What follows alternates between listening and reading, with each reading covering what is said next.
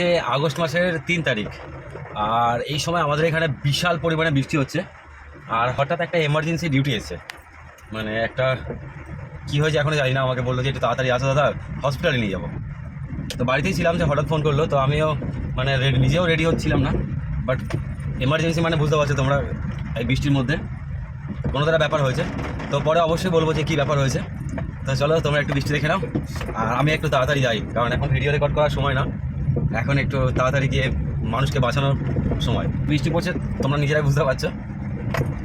বৃষ্টি মানে বিশাল বৃষ্টি হচ্ছে, আর হয়তো কোনো না বিশাল কোনো এমার্জেন্সি হয়েছে, কারণ কান্নাকাটি শুনছিলাম আমি বাড়িতে।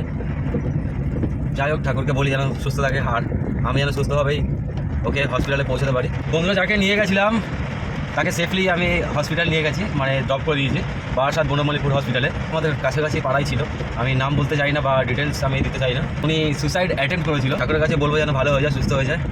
কিন্তু তোমরা জানিও যে সুসাইড করাটা উচিত না। আমার মতে তো যারা অ্যাটেম্প করে তাদের গলায় আরও 2-3 ছিপি বিষ তেল ঢেলে দেওয়া উচিত আর মেরে দেওয়া উচিত, কারণ সেই লাইফটা আর ফিরে বেঁচে কোনো লাভ হয় না। আশা করছি যেন যাকে নিয়ে গেছি সে বেঁচে যায়। চলো ভালো থেকো, টাটা, আবার দেখা হচ্ছে।